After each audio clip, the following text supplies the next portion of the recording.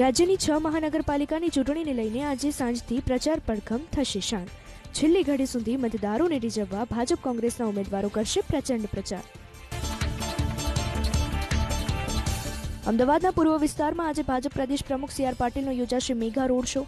નરોડા જી વોર્ડથી road શોની થશે શરૂઆત. ખાડિયામાં થશે સમાપન. અહમદ પટેલના પુત્ર ફૈઝલ પટેલે ચૂંટણી લડવાની દર્શાવી તૈયારી. એબીપી અસ્મિતા પર ફૈઝલ પટેલે કહ્યું, હાઈકમાન્ડ કહેશે તો ભરૂચથી ચૂંટણી લડવાનું કરીશ પસંદ. દારૂ ઝડપાયો ભરૂચ હાંસોડ તાલુકા પંચાયતની કોંગ્રેસની મહિલા ઉમેદવારના ઘરેથી. પેટ્રોલિંગ દરમિયાન હિરલ વસાવાના ઘરમાં પ્લાસ્ટિકની થાળીમાં સંતાડેલો મળ્યો દારૂ. કાંટા સાયણ બેઠક પરથી હિરલ વસાવાએ નોંધાવી છે ઉમેદવારી. રાજ્યમાં લવ જેહાદનો કાયદો બનાવવાના નીતિન પટેલે આપ્યા સંકેત. અમદાવાદમાં ચૂંટણી પ્રચાર માટે યોજાયેલી જાહેર સભામાં બોલ્યા, ધર્મ પરિવર્તન કરાવીને લગ્ન કરાવનાર લોકો પર અમે બનાવવા જઈ રહ્યા છીએ કાયદો. યુપીએ સરકાર હોત તો ન બન્યું હોત રામ મંદિર. અમદાવાદની જાહેર સભામાં નાયબ મુખ્યમંત્રી નીતિન પટેલના કોંગ્રેસ પર પ્રહાર. કોંગ્રેસ પર વોટ બેંકની રાજનીતિ કરવાનો લગાવ્યો આરોપ. સોલા સિવિલ હોસ્પિટલને આધુનિક બનાવવાનો કર્યો દાવો. શિકારની શોધમાં ઉનામાં દીવ રોડ પર આવી ચડ્યા 2 સિંહ. નાળિયા માંડવી ગામ પાસે સિંહ દેખાતા થંભી ગયા વાહનોના પૈડા. વારંવાર સિંહ દેખાતા સ્થાનિકોમાં ભયનો માહોલ. અગાઉ પણ સિંહે નવા બંદર ગામમાં રોજડાનું કર્યું હતું મારણ. પંજાબની જેમ ગુજરાતની જનતા પણ બતાવશે પોતાનો મિજાજ. કોંગ્રેસ સાંસદ શક્તિસિંહ ગોહિલનો ભાજપ પર કટાક્ષ. ભાવનગર શહેરમાં કોંગ્રેસ ઉમેદવારો માટે માંગ્યા મત. જનતા જીતાડે તો કોર્પોરેટરનો પગાર જરૂરિયાતમંદ લોકો માટે ઉપયોગમાં લેવાની એફિડેવિટ કરી અમદાવાદના નરોડા વોર્ડના આમ આદમી પાર્ટીના ઉમેદવાર વિશાલ પટેલે. જનતાને આપેલા વાયદા બાદ ફરી જતા જનપ્રતિનિધિઓ માટે પડકાર સમાન. એક જ દિવસે મતગણતરીની માંગ મુદ્દે થયેલી પિટિશન પર હાઈકોર્ટ આજે આપી શકે છે ચુકાદો. અલગ અલગ તારીખે મતગણતરીથી ચૂંટણી પ્રક્રિયા પ્રભાવિત થવાની અરજદારની રજૂઆત. ચૂંટણી પંચે અરજીનો કર્યો છે વિરોધ. 6 મહાનગરપાલિકાની ચૂંટણી માટે 11,161 મતદાન મથકો પર થશે મતદાન. અમદાવાદમાં સૌથી વધુ 4,436 મતદાન મથકો કરાશે ઊભા. સુરતમાં સૌથી 1,227 સંવેદનશીલ અને 295 અતિ સંવેદનશીલ મતદાન મથક. 4,536 મતદાન મથક ફરતે અમદાવાદમાં 500 પોલીસની ટીમ કરશે પેટ્રોલિંગ. મતદાનના દિવસે શહેરમાં 22,000 પોલીસ જવાનોની ગોઠવાશે સુરક્ષા. પોલીસ સ્ટેશન દીઠ એક ક્વિક રિસ્પોન્સ ટીમ રહેશે તૈનાત. પોતાના 4 સૈનિકો માર્યા ગયા હોવાની ચીને સત્તાવાર કરી કબૂલાત. ગલવાન ઘાટીને લઈને ભારત અને ચીન વચ્ચે થયેલા ઘર્ષણના 8 મહિના બાદ ચીને સ્વીકાર્યું સત્ય. ચીને 4 સૈનિકોને આપ્યો હીરોનો દરજ્જો. સીજીટીએને ન લીધું ગલવાનનું નામ. જૂન મહિનામાં થયેલા સીમા વિવાદમાં ક્ષતિ હોવાનો કર્યો સ્વીકાર. ગ્લોબલ ટાઈમ્સે ગલવાન ઘાટીના ઘર્ષણમાં જ આ હાનિ થઈ હોવાનો કર્યો સ્પષ્ટ ઉલ્લેખ. ચીનના અંદાજે 45 સૈનિકો મૃત્યુ પામ્યા હોવાનો ભારતીય અને આંતરરાષ્ટ્રીય મીડિયાનો દાવો.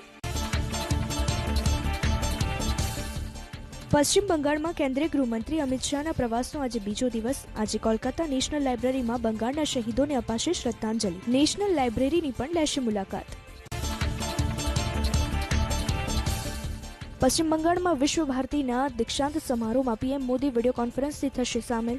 2,535 વિદ્યાર્થીઓને ડિગ્રી એનાયત કરવામાં આવશે. મહેસાણા નગરપાલિકાની ચૂંટણીમાં કોંગ્રેસના કાર્યકરોએ ઉડાવ્યા સોશિયલ ડિસ્ટન્સના ધજાગરા. વોર્ડ નંબર 7માં કોંગ્રેસના ચૂંટણી કાર્યાલય બહાર મોટી સંખ્યામાં એકત્ર થઈ ભીડ. મોટાભાગના લોકોએ નહોતા પહેર્યા માસ્ક. 3 દિવસમાં 20 કોરોના પોઝિટિવ કેસ નોંધાતા આણંદના ડેમોલ ગામમાં સ્વૈચ્છિક લોકડાઉન. આબુ અંબાજીની ધાર્મિક યાત્રા બાદ ગામમાં કોરોના વકર્યો હોવાનું ગ્રામજનોનું અનુમાન. આરોગ્ય વિભાગની ટીમે ગામમાં ઘરે ઘરે શરૂ કર્યો સર્વે. કોરોનાના કેસ વધતા મહારાષ્ટ્રના 2 જિલ્લાઓમાં ફરી લોકડાઉન. અમરાવતીમાં શનિવારે સાંજે 8 વાગ્યાથી સોમવારે સવારે 7 વાગ્યા સુધી બહાર નીકળવા પર રોક. યવતમાલમાં 5થી વધુ લોકોને એકસાથે રહેવા પર પ્રતિબંધ. મહારાષ્ટ્રમાં ફરી કોરોના વકર્યો. 75 દિવસ બાદ 5,000થી વધુ કેસ, 38ના મોત. મુંબઈમાં કોરોનાની નવી ગાઈડલાઈન. 5 કરતાં વધુ કેસ ધરાવતી બિલ્ડિંગને કરી દેવાશે સીલ. દેશમાં આજે કોરોના વેક્સિન લેનાર લોકોનો આંકડો પહોંચે 1 કરોડને પાર. ગઈકાલ સુધી 98.5 લાખ લોકો લગાવી ચૂક્યા છે વેક્સિન. રાજ્યમાં ઘટ્યું કોરોના વાયરસનું સંક્રમણ. 24 કલાકમાં નોંધાયા 263 પોઝિટિવ કેસ. એક પણ દર્દીનું મોત ન નિપજતા મળી મોટી રાહત. 270 દર્દીઓ કોરોનાને માત આપીને સ્વસ્થ થતા હોસ્પિટલ અને આઇસોલેશન વોર્ડમાંથી અપાઈ રજા. રાજ્યમાં પ્રથમવાર કોરોનાના એક્ટિવ કેસની સંખ્યા થઈ 1700થી નીચે. 31 દર્દીઓની વેન્ટિલેટર પર ચાલી રહી છે સારવાર. અમદાવાદ, બોટાદ, ડાંગ, પોરબંદર, સુરેન્દ્રનગર અને તાપી જિલ્લામાં ન નોંધાયો એક પણ નવો કેસ. 52 નાગરિકો કોરોનાના સંક્રમણમાં સપડાયા અમદાવાદ મહાનગરપાલિકામાં. વડોદરા શહેરમાં નોંધાયા 43 કેસ તો જિલ્લાના ગ્રામ્ય વિસ્તારમાં નોંધાયા 8 કેસ. સુરતમાં નોંધાયા 45 કેસ, રાજકોટમાં નોંધાયા 26 કેસ.